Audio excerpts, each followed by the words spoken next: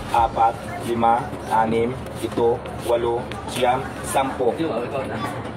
10. Isa. So, dalawang 10 plus isa, 21. Ayun po ang sinahod ko within 5 days.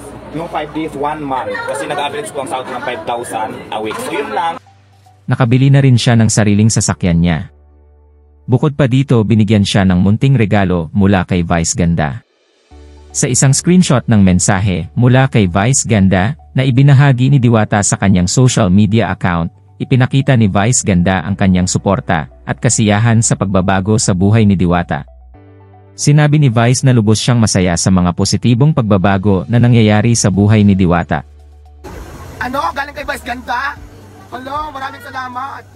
Ayan, pinadalaan ako ni Vice Ganda ng mga brand yung at saka yung isa. Based din sa kanyang vlog, may nagbigay sa kanya ng luxury car.